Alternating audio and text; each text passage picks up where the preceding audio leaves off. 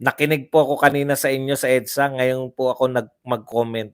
Matagumpay po ang EDSA last week sapagkat marami ang pumunta at lalo nakatutok ang maraming OFW, marami ang nagbigay para sa food. O, tignan nyo. Kaya hanggang ngayon, santambak pa po yung tubig. Ay makatolik pero dismayado ko sa namumuno, bulag sa nangyayari sa ating bayan. Grabe na corruption pero bulag pa rin, buti pa INC gumalaw na. Correct. Dati nangunguna si Cardinal Sin eh. Kahit na po anong sabihin nyo kay Cardinal Sin, at least yun may paninindigan. Ikaw, sino yun yung taga-EDSA? Tao ka ni Cardinal Sin, di mo naman na yan. May sinasabi ka ngayon, pero ang gandakdak ka lang. Sino na nga yun, yung tauhan ni Cardinal Sin na alaga niya, no? Di mo naman na kay Cardinal Sin yung tinawanan lang ni Atty. Topacio si Barbers. Eh, katawa-tawa naman talaga. Kahit ako, tatawanan ko lang yan eh. Ginagawa niya katatawa ng sarili niya eh. Si Sok Villegas. Ikaw, Sok Villegas, kumusta ng pagtatanggol mo? Uy mo. Ha? Payag ka, Sok Villegas? Dinaig kayo ng Iglesia ni Cristo ngayon sa pagtutol sa impeachment? Eh paano? Parte sila ng impeachment. Di ba kasama nila Laila de Lima yung mga pare? Protect BP Sara. Boss Buds, Katoliko ko pero kinahiya akong kaparian ng Katoliko. Oh, mapapahiya talaga sila ngayon. The Catholic Church has been concerned with power since the time of the Spanish, even in EDSA 1 and even until now. They do not move now because they know they will not benefit. We are INC and we don't support Duterte. Okay lang po. Wala naman pong problema. Kahit po hindi nyo suportahan, basta suportahan ninyo yung anti-impeachment kayo, masaya na kami. Marami rin naman po sumusuporta na ANC sa mga Duterte. Hindi po kami nakikipag-away. Natutuwa po kami sa ANC. Baliktad po yung pick-up nyo siguro. Siguro sa tingin nyo, natutuwa na kami sa ANC, galit pa kayo sa amin. Ano magagawa namin? Malamang, ewan ko lang, kung hindi ko alam ang kabisado eh. Don't feel happy, we are INC. In our area, too much INC, feel sad. Okay lang yun, Sharabi. Okay lang yun. Wala kaming problema sa'yo. Pero yung kukontra sa sinasabi na INC, sa parang hindi INC like, no? Alam nyo po, sa totoo lang, matagal ko nang kilala yung mga INC, no? Matagal na ako sa mundo eh. Kilala ko na yung mga INC, hindi po yan basta-basta kukontra sa mga sinasabi ng kanilang nalulungkot ka ba na binabati namin ang mga INC? Hindi ko alam kung bakit, no? Malamang INC ka nga. Nabilin na kasi ni Butod mga pare, madre, iba pa. Hindi nyo kayang bayaran yung INC. Mas mayaman pa sa inyo. Mas mayaman pa sa inyo yun. Alam nyo po, hindi ako naniniwala na yung INC ay direktang na tapos sa social media pa sila magpo-post na kinokontra nila yung sinasabi. Hindi. Kita ko INC solid kapag sinabi ng namumuno susunod. Kaya duda ko rin sa Sharabi ni. Yung mga INC hindi naapektuhan ng mga ganyan. No?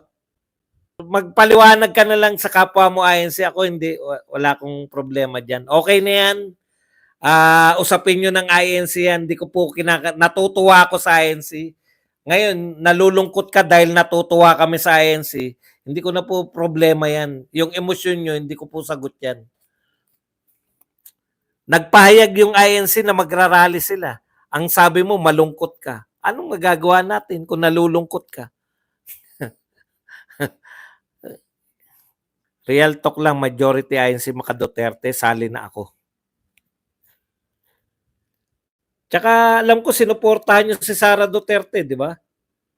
Hindi ko sigurado dahil hindi ako ANC. Pero alam ko sinuportahan niyo. Solid Duterte kami dahil nakita namin ang pagbabagong noon siya ang Pangulo. Wala namang sinabi ANC na kontrahin natin ang mga Duterte. Kaya yung personal ninyo, iba yung personal ninyo sa payag. Ang payag naman ng ANC, ayaw nila sa impeachment laban kay BP Sara. Kaya sila magrarally. Ano ba kinatatakot po nyo sa impeachment? Ha ha ha. Alam mo ba kung ano yung impeachment? Ha ha ha.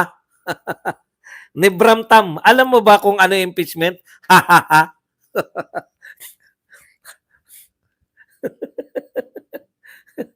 Hindi mo yata alam ang impeachment? Ha ha ha. Hindi kami takot. Galit kami na ginawa nyo ng usap. Alam mo ba na nabasa mo na ba kung ano yung mga laman ng impeachment? Oh. Kung hindi mo pa nababasa, basahin mo muna. Ha ha ha. Nag-fake news kasi kayo, maliwanag na sinabi para sa kapayapaan. Sige, wala nang para sa impeachment. Kapayapaan lang. Hindi sinabi na no impeachment. Ayaw nila sa impeachment. Di kami ng fake news. Sinabi ko po yan para sa kapayapaan ng Pilipinas. Mapapayapa po pag walang impeachment. Ngayon, kung babaliktarin nyo pa, pro-impeachment. Kasi dalawa lang yan eh. Wala raw sinabi na impeachment. Ay, INC, malinaw ba sa inyo? Pro-impeachment ba kayo? Mahina umintindi. Kaya nga po sila nananawagan ng anti-impeachment kasi walang kapayapaan pag in-impeach nyo si BP Sara. Ngayon, kung sinasabi nyo pro-impeachment ng INC, putya, sino sinungaling sa atin? Nak ng tinapay naman, karirinig ko lang, ang linaw-linaw. Ang pupa, daming pakawalan troll sa live mo ngayon, boss. Hindi nila maintindihan eh. Ayaw ng INC sa impeachment, kaya kami tuwan-tuwa. Kung magrarally lang kayo at magtatanim ng pansain nyo lang yan. Halimbawa, nagrally ka, marami pong mga activity ang mga iglesia ni Cristo, malalaki. Hindi po kami apektado. Bakit kami apektado ngayon? In-state nila, kaya sila magrarally, gusto nila, ayaw nila ng impeachment. 'Di ba? Tapos sasabihin nyo, para sa kapayapaan yan, sinasabi mo. Wala po kami sinasabi na pro-Duterte sila. Natutuwa kami. Lahat ng ayaw sa impeachment, natutuwa kami. Salute sa ating kapatiran. Pwede ko ba ibalita rito, may pagtitipon ng INC, tuwan-tuwa ako. Kung walang kinalaman sa impeachment, kayo naman, no? Mga INC, mga proposal yan. Hindi po proposal to. Ang sinabi po ganito. Hindi po proposal na atin sila, naghahanda na ang mga lokal ng INC sa mga rally, malalaking mga rally. Naghahanda na. Kaya sila magrarally, pumapabor daw sila sa panawagan ni PBBM na wag na tuloy ang impeachment. 'Di ba? Ang linaw eh. Boss, diretso na si PBBM. Wala po akong sinabi na ang panawagan nila ay tanggalin na si BBM. Masaya po tayo na hindi na may kakampi tayong manawagan na unahin yung problema ng bayan, hindi yung impeachment. Opo, sasama po ako.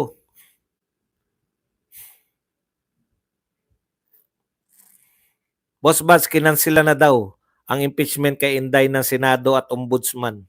Hindi na. Wala po magagawa ang Senado. Ganito po, no? Real talk po tayo.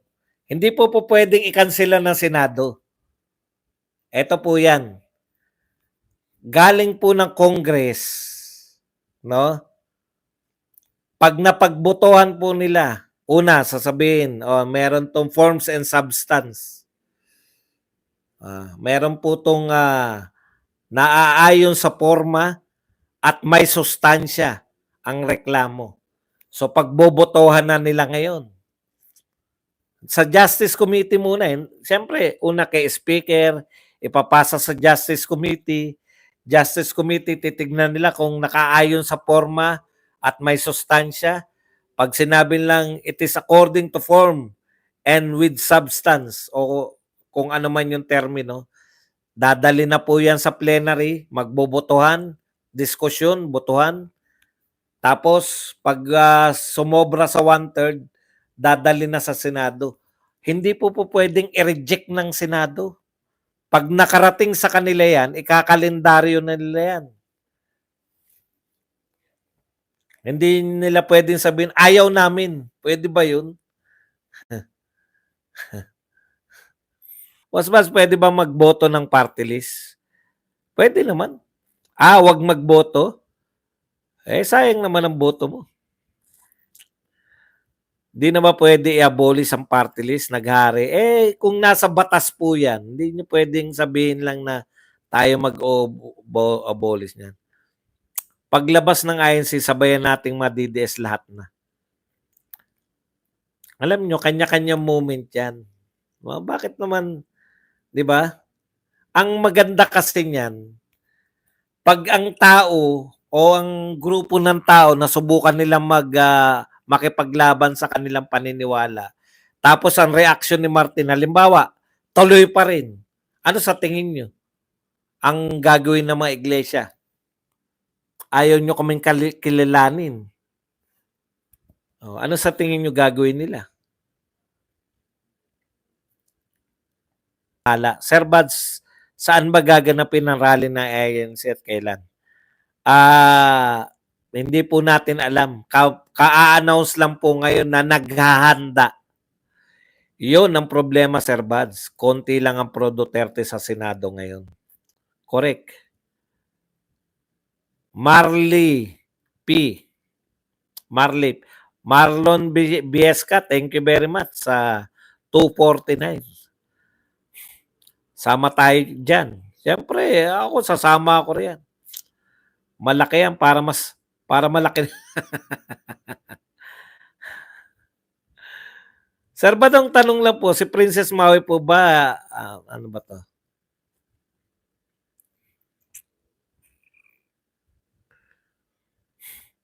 Si Princess Maui po ba isa sa organizer ng EDSA? Alam nyo, ito sa totoo lang hindi ko po kilala kung sino yan. May nanawagan, may mga tao, di ba? Punta ako ron. Mahirap po kasi yung, hindi ko naman kilala yan si Maui. Nakikita ko lang yan dyan na ano. Hindi ko po alam kung paano na-organize yan. Vlogger po kami. Kung nasan yung tao, doon ka. May pagtitipon ba dyan? Para kaming mga bagong news. Kami na yung bagong media, di ba? So, regardless kung sino yan, basta nakita ko dyan, marami dyan unorganized, marami nagpunta riyan dahil sinabi ng mga vlogger na pumunta o dahil nakita nila mga pagtitipon. Iba-iba po. May mga pumupunta ron, hindi nila kilala ibang personalidad. Ganun po yun.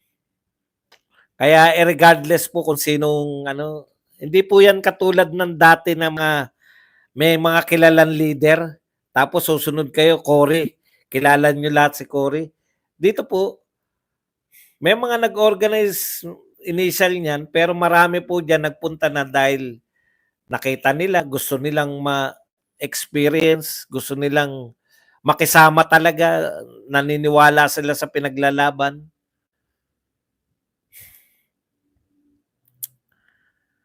Iglesia yan si Marcoleta. Sila ang sisigaw ng bumaba na si BBM. Si Jared Bukbok nga eh. Blinak ako sa live niya. Tinanong ko kasi siya kung bakit siya nireject sa PCO. Balat sibuyas din. Baka wala naman siyang kakahiyan. Do not listen with the intent to reply, but with the intent to understand. Kung ako man yung kung ako man yung pinasasalamat pinariringgan mo niyan, eto pong format natin, talagang ang intention po nito makapag-reply agad. Pero kung mahaba-habang kwentuhan tayo, makikinig ako sa inyo at uunawain ko kayo, lalo na kung one-on-one.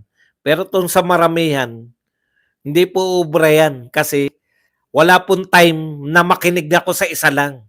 Wala pong time para magmuni-muni ako sa sinasabi ng isang tao lang. Okay? Kaya dito, mabilisan. Mabilis na tanong, mabilis na sagot. Mabilis na reaksyon, mabilis na sagot. Pwede yan, maganda yung sinasabi mo. Pag one-on-one kayo, matagal kayong mag-uusap. Kaya ko po yan. Nakikinig po ako sa kausap ko. Pero hindi po sa programang isang oras lang tayong mahigit at 1,000 po yung nasa loob. No? 3,985 yung nanonood. Hindi po pwede yung sinasabi nyo na listen and not kung ano man yung ibig sabihin. Bakit ka magiging loyal sa isang tao kung wala siyang katwiran? Correct. Basta may tagubilin na magagaling sa aming mahal na namamahala, handa po kami sumunod at magpasakop aming namamahala dahil yan po ang kalooban ng Ama. Ganyan ang iglesia mag-isip. Naintindihan nyo. Kaya yung ibang duda ko kasi puta kayo magrarally tapos nalulungkot kayo. Bakit? May kinalaman ba kami diyan? Kami nga natutuwa pa dahil pabor sa amin yun. Ayaw namin ma-impeach si BP Sara. Once na ma-impeach si BP Sara, hindi na pwedeng tumakbo. Paano pa siya magiging presidente? Pag makulit sila, titiwalag na lang kami. Di kami kawalan, maubusan ng miyembro. Pag makulit sila, sino sila? Jomar Hulipas. Nagbaba na po ng tagubili ng tagapamahala. Manood po kayo sa Net 25, 4:30 ng hapon. Yan yung may relasyon sila kay Junel. Wala. Ayan. Wendy Spoutsin, isa kang fake. Mag-rally ka ulit mag-isa, tanda. Nakakatawa, matanda na ako. Nagraraling mag-isa. Hindi po ako nag-rally ron. Ako po ay nagpunta doon para mag-vlogs. Nalilito na kayo eh. Vlogger ako, hindi ako rallyista. Di ba? Pwede ka ba mag-rally na wala rally?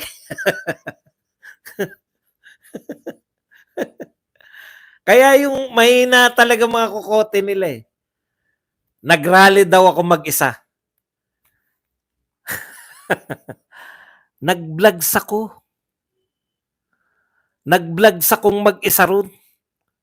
Actually, meron namang ibang tao, pero ako lang talaga mag-isa. Tama yun. Nag-vlog ako mag-isa, pero hindi mo pwede sabihin nag-rally ako mag-isa. Ang rally, ganito ang rally. Marcos Aquino, walang pinag-iba, parehong tuta. Ganon. Sumisigaw kayo, Duterte. Sumigaw ba ako mag-isa ron? Parte po ng rally yun. Yung basic lang eh. Nagpunta ako sa EDSA, nag-vlogs ako, nag-discuss ako. Pwede ka ba mag-discuss ng topic sa rally? Isang oras akong tumalakay dun.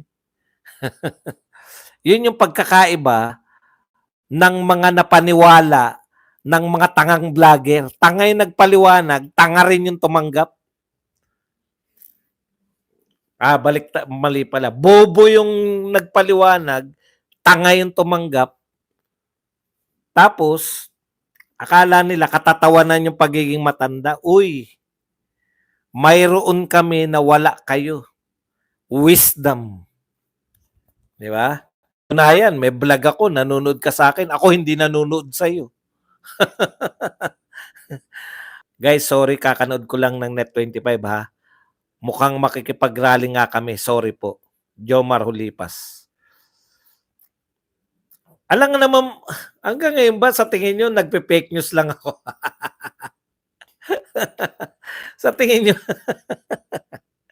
sa tingin nyo ba may banta na nga sa mga fake news na mga vlogger na papaimbestigahan sa NBI? Ngayon pa ba ako magpe-fake news?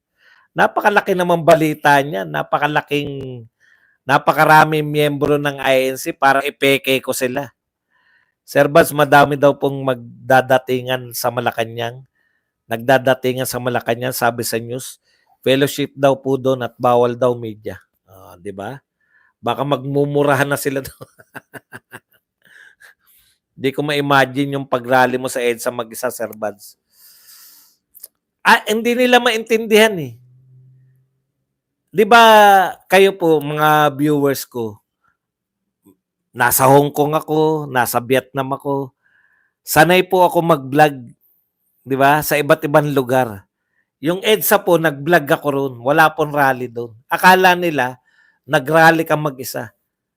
Ano palang ginagawa ko pag sa Vietnam ako, nung sa Vietnam ako nagbablog sa dagat, nag-rally ako mag-isa sa dagat. Mga bobo yung nagpaliwanag, tanga yung tanga yung nakinig. Sinita ko ng tanga.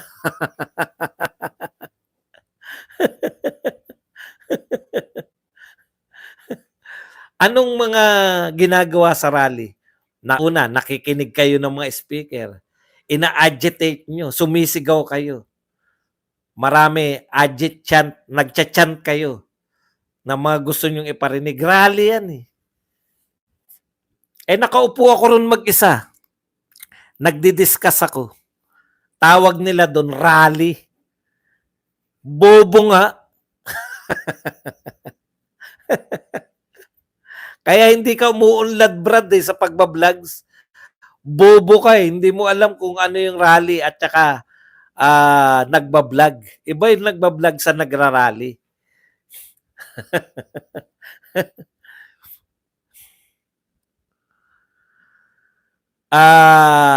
Hindi ko po alam.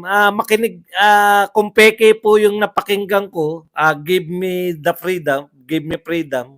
Kung peke po yung Net25 na napanood ko, alam ko, Net25 yung napanood ko eh. Para questionin mo ko, dahil ikaw ay sumamba, ang sinasabi ko po, hindi, eto malinaw po wala akong sinabi na sa simbahan o sambahan o hindi ko po sinabi rito na nagsabi yung mga ministro sa kanilang mga sa kanilang pagsamba. Wala po akong sinabing ganun. Ang sinabi ko po napakalinaw. Pinahayag po ng Net25. Sinabi ko pa nga, di ba? Mali pa nga ako sabi ko pa nga nung una, saganang masa di ba? Yung pala saganang mamamayan. Doon ko po napanood sa ganang mamamayan. Doon po ako nanood. Hindi po ako nagsabi na galing ako sa sambahan. Hindi ko po sinabi na napakinggan ko mula sa ministro. Sa ganang mamamayan, 4:30, Net25 ko pinanood.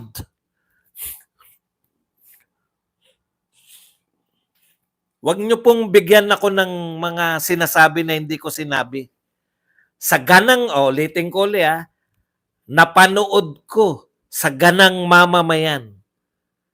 Net25, 4:30 ng hapon ang broadcast nila. Pero ngayon ko lang napanood. Okay? Wala po akong sinabing ministro. Wala po akong sinabing sa sambahan ko napakinggan.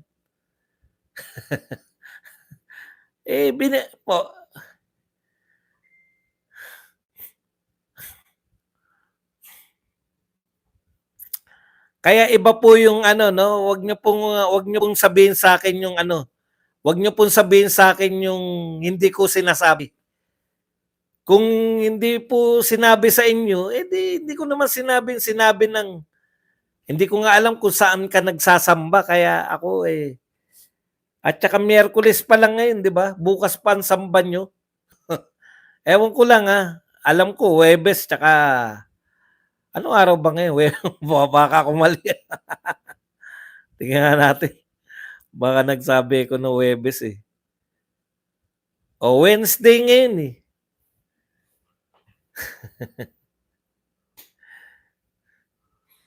Manood po tayo sa Net25. Kasi gustong palabasin ng mga to na fake news ako eh. May Wednesday ba na pagsamba? Sorry po. Hindi ko po alam. Okay.